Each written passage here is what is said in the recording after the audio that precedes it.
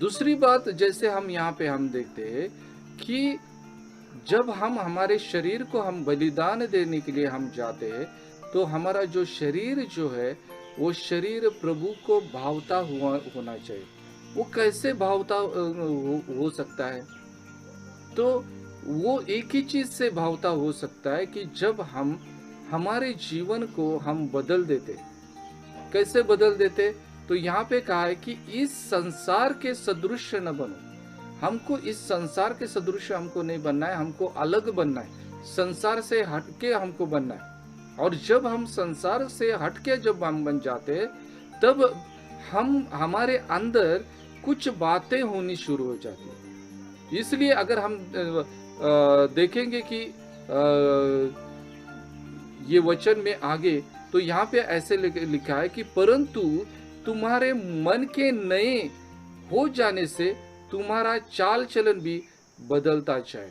हमारे मन को बदल के हमारे चाल चलन को हमको बदलना बहुत ही ज़रूरी है। हमारा चाल चलन बदलना बहुत ही ज़रूरी है। तो इस समय हमको एक चीज़ हमको समझना है, हमको समझ में लेना है, वो ये है कि हम किस रीति से हम प्रभु को हमारे शरीर का बलिदान हम दे सकते हैं। हम उसकी इच्छा समझने के लिए हमारे मन को बदलना बहुत ही ज़रूरी है। और ये जो मन जो है कब बदल जाता है? जब हम नए सिरे से जन्मते हैं और जब हम यीशु मसीह के हम हो जाते, स्वर्गीय पिता के जब हो जाते, तब हमारा जो मन जो है वो मन बदल जाता है।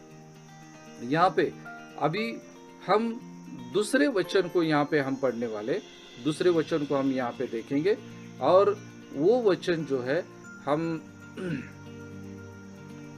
करिन्थियों का 6 अध्याय और 14 से 18 वचन में हम देखते हैं। करिन्थियों उसका 6 अध्याय और 14 से 18 वचन। अविश्वासियों के साथ असमान जुए में न जुटो, क्योंकि धार्मिकता व अधर्म का क्या मेल, या ज्योति और अंधकार की क्या संगति, और मसीहा का बलियाल के साथ क्या नाता, और मूर्ति के साथ परमेश्वर के मंदिर का क्या संबंध, क्योंकि इसमें जीवित हम तो जीवित परमेश्वर के मंदिर है, जैसा परमेश्वर ने कहा है, मैं उनमें बनूंगा और उनमें चला फिरा करूंगा, और मैं उनका परमेश्वर होऊंगा और वे मेरे लोग होंगे। इसलिए प्रभु कहता है, उनके बीच में से निकल जाओ और अलग रहो, और अशुद्ध वस्तुओं को मत छुओ, जो मैं तुम्हें ग्रहण करूंगा, और मैं तुम्हारा पिता होऊंगा और तुम मेरे बेटे और बेटियां होंगे। यह सर्वशक्तिमान परमेश्वर कहता है। ये सर्वशक्तिमान प्रभु परमेश्वर का वचन है। ये जो वचन जो है, ये वचन सर्वशक्तिमान प्रभु का ये वचन है। वो हमको कहता है कि हमको कॉम्प्रोमाइज नहीं करना है, इस दुनिया के साथ हमको नहीं चलना है, इस संसार के सदृश हमको नहीं बनना है, हमको उससे अलग होना है। ये प्रभु का वचन हमको कहता है। और वो कहता है कि जब आप उनसे हट जाओगे, वो यहाँ से कहता है कि अलग हो जाओ, उनके बीच में से निकल जाओ, अलग हो जाओ। जब हम अलग हो जाते, उनके बीच में से हम हट जाते, तो वहाँ पे क्या होता है? तो वहाँ पे प्रभु की इच्छा हमको समझना शुरू हो जाती है। हमको ये बात को समझना बहुत जरूरी है। देखो कि जैसे हम इन बात को अगर हमको समझना है, तो हम एक उदाहरण के तौर पे देखेंगे।